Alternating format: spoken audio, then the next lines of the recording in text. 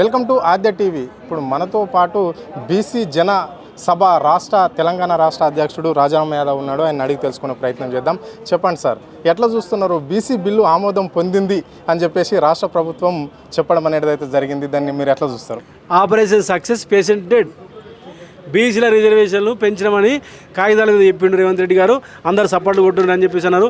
మా మేధావులు చాలామంది కొంచెం ఐఏఎస్లు వాళ్ళు వీళ్ళు ఈ మధ్య యూట్యూబర్స్ వాళ్ళు వీళ్ళంతా సపోర్ట్ కొట్టారు. సంఘాల నాయకులను సన్మానం చేశారు. నాకు అర్థం కావట్లేదు, ఎందుకు సన్మానం చేస్తున్నారో వీళ్ళు అర్థం కావట్లేదు నాకు.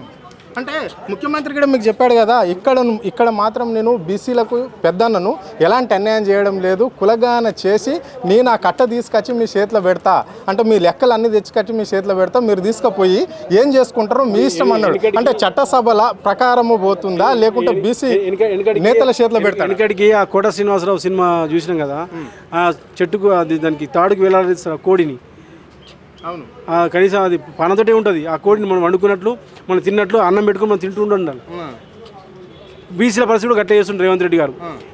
గతంలో నాకు మిత్రుడే రేవంత్ రెడ్డి, గతంలో కలిసి పనిచేసిన నేను, కలిసి పనిచేసిన ఆయనతోటి.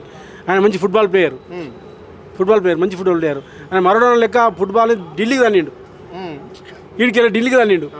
ఢిల్లీకి తల్లినా మీరంతా రండి, ఇక్కడ చట్టం చేసినా ఇక ఇంప్లిమెంట్ ఆడ చేయాలి, దాన్ని 9th షెడ్యూల్ చేర్చాలి, నరేంద్ర మోడీతో కొట్లాడదాం, నేను రాహుల్ గాంధీ తీసుకొస్తా, మీరు వాళ్ళు వస్తారా వీళ్ళు వస్తారా, కేసీఆర్ వస్తాడా కేటీఆర్ వస్తాడా, ఇంకోళ్ళు వస్తారా ఇంకో పార్టీ వస్తుందా బీజేపీ వస్తారా రండి, మేము బ్రహ్మాండంగా మనం కొట్లాడదాం, ఆడ ఢిల్లీలో కొట్టడం. అయ్యా కమల్ హాసన్ కంటే పెద్ద యాక్టర్ అయిపోయినావు అన్నాను, మంచి యాక్టర్ అయిపోయినావు, కమల్ హాసన్ కంటే ఎక్కువ యాక్టర్ అయిపోయినాను. ఎన్టీఆర్ ఏఎన్ఆర్ దాన్ని మించి కమల్ హాసన్ మించి యాక్టర్ అయిపోయినాడు రేవంత్ రెడ్డి గారు. నువ్వు ఫస్ట్ ఇంప్లిమెంట్ చెయ్యి దొరా, ఇక్కడ ఇంప్లిమెంట్ చెయ్యి. పటేలా 42% నీ చేతులు ఉన్నది. నువ్వు చట్టం తీసుకొచ్చినావు కదా,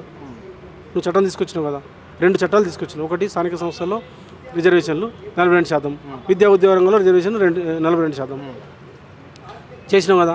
2 జీవోలు తీసుకురా, సింపుల్. మీకు తెలుసు ముఖ్యమంత్రి గారికి, మాకు తెలియదు అనుకుంటున్నావు.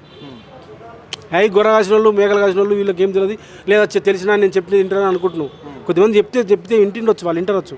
వాళ్ళు ఎందుకు వింటున్నారో వాళ్ళు నాకు తెలియదు. ఐఏఎస్లు వాళ్ళు వీళ్ళు కొంతమంది మేధావులు సంఘాల నాయకులు ఎందుకు మీకు దండలు వేసారో మాకు తెలియదు. కానీ నేను మా తాత మా నాయన గొర్రెలు కాసిండ్రు, కానీ నన్ను చదివించారు మా నాయన తాత. నేను రాజ్యాంగం చదివిన 20 సంవత్సరాల నుంచి కొట్లాడుతున్నా బలహీన వర్గాల కోసం. నేను PhD కూడా దాని మీద చేసిన. నాకు అర్థం కావట్లేదు, ఎందుకు దండం పెడుతురా, ఎందుకు వీళ్ళు దండలు వేస్తున్నారు అర్థం కాక నేను ఎత్తి పట్టుకొని కొట్టుకుంటున్నాను నేను. అరే సింపుల్ ముచ్చట కదా, జీవో తీసుకొస్తే అయిపోతుంది కదా. చట్టం వచ్చింది, చట్టం తర్వాత వేయాల్సింది చట్టానికి అనుకూలంగా బిల్లు అంటే చట్టం కదా, 42% నువ్వు విద్యా ఉద్యోగంలో ఇస్తున్నట్లు ఒక జీవో ఇది ఇంప్లిమెంట్ అయిపోతుంది ఇమీడియట్గా. నీ చేతిలో ఉన్న పని ఇమీడియట్గా. ఢిల్లీకి కూడా తర్వాత కదా, పోదాం తర్వాత. ఈ మళ్ళీ స్థానిక సంస్థలు కూడా ఒక జీవో తీసుకొచ్చి ఇంప్లిమెంట్ చేయి. లోకల్ బాడీ ఎలక్షన్స్కో ఇమీడియట్గా ఇంప్లిమెంట్ అయిపోతుంది. ఎవడన్నా కోట్లు కొట్టేస్తే అప్పుడు ఏం చేద్దామని ఆలోచించాలి. ఇప్పుడు నువ్వు ప్రయాణం చేస్తున్నావు, మనం కార్లో పోతున్నాం, బైక్ మీద పోతున్నాం, నడుచుకుంటూ పోతున్నాం. ఇక నేను గుద్దుతాడో సంపుతాడో ఎవడన్నా పోతాడో, నేను పిడుగు పడుతుందో, ఏమైతే పాము కరుతుందో చంపేస్తారో మనుషులని, కుక్క కరుస్తుందో అని చెప్పేసి పోకుంటుంటామా? నువ్వు ఫస్ట్ ఇంప్లిమెంట్ చేయి. ఇంప్లిమెంట్ చేసిన తర్వాత కోర్టులో ఇంటర్ఫియర్ అయ్యి దాన్ని ఆపితే అప్పుడు 9th షెడ్యూల్లో చేర్చి దీన్ని కోర్టులు ప్రశ్నించకుండా ఉండడం కోసం 9th షెడ్యూల్లో చేర్చడం కోసం మీతో పాటు వస్తాం. మరి ఇప్పటికే ఎప్పుడు వస్తాము? ఇక్కడ ఇంప్లిమెంట్ చేస్తే మీరు నిజాయితీ నిరూపించుకుంటే మాకు ఉద్యోగాలు మా పిల్లలకి ఇస్తే, రేవంత్ రెడ్డి గారు నిజాయితీగా ఉన్నారు, వారు చెప్పింది కమ్యూనిటీ డిక్లరేషన్లో భాగంగా స్థానిక సంస్థల రిజర్వేషన్ ఇవ్వడం కోసం సిద్ధంగా ఉన్నారు, ఇస్తున్నారు. అట్లాగే రాహుల్ గాంధీ గారు చెప్పినటువంటి మాటని ఈయన తూచ తప్పకుండా వీరు కాంగ్రెస్ పార్టీ ఇచ్చిన హామీలు నెరవేరుస్తున్నారని చెప్పేసి మేము నమ్మి మీతో పాటు వస్తాం.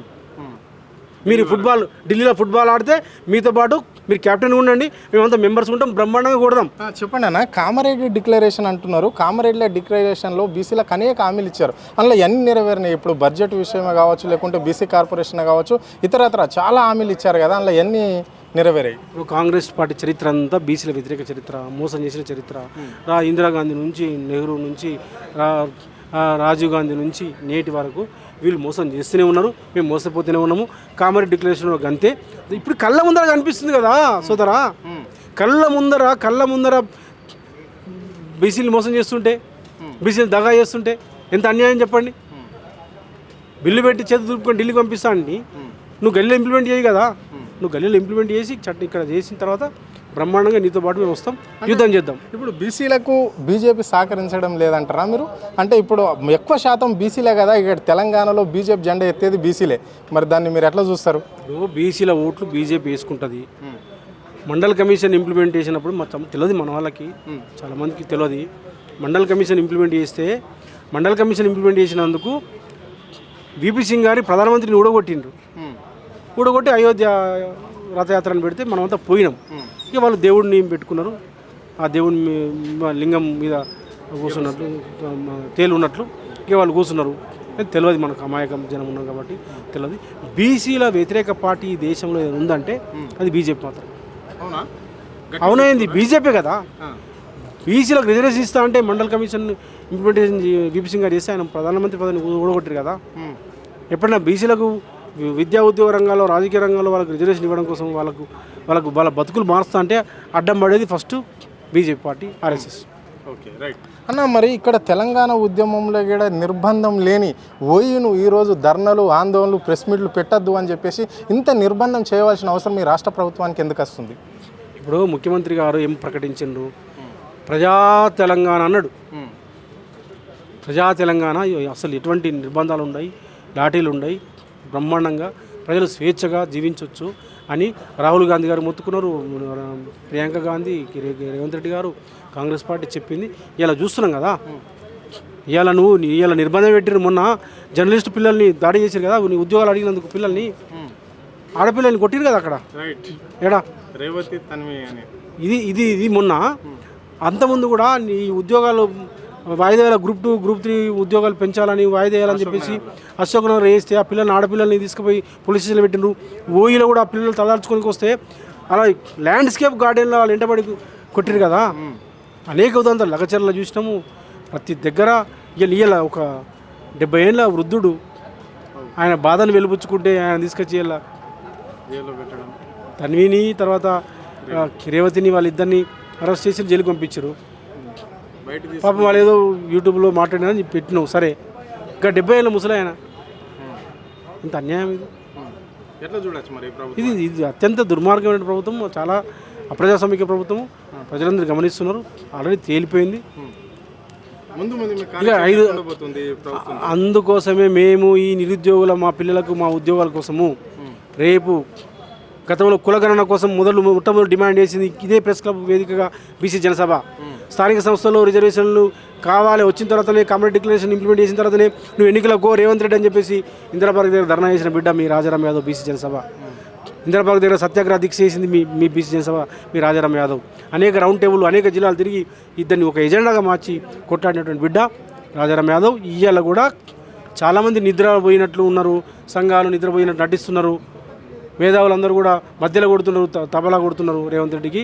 కానీ బీసీల హక్కుల కోసము తెలంగాణ ఉద్యమం ఎట్లయితే ఆ రోజు కేసీఆర్ పక్షాన నిలబడి కేసీఆర్ గారు చేస్తున్న ఉద్యమానికి విద్యార్థులందరినీ కూడగట్టి ఏదైతే ఉద్యమం ఆ రోజు ఉన్నామో జేఏసీ అధ్యక్షుడు కొనసాగి 180 కేసులు 6 నెలలు జైల్లో ఉన్నటువంటి బిడ్డగా ఆ స్ఫూర్తితోటి ఇవాళ ఈ బలహీన వర్గాల బిడ్డలకి ఉద్యోగాలు వచ్చేంత వరకు నా తమ్ముళ్ళకు, నా చెల్లెళ్ళకు, నా బిడ్డలకు మా వాటా మాకు వచ్చేంత వరకు రేవంత్ రెడ్డి కులగణన చేసిన ఎట్లయితే చేయించినామో, ఇలా అసెంబ్లీలో ఎట్లయితే చట్టాలు చేసినామో చెప్పించినామో, రేపు జీవో తీసుకొచ్చి ఉద్యోగాలు ఇప్పించేంత వరకు మేము కొట్లాడతాం.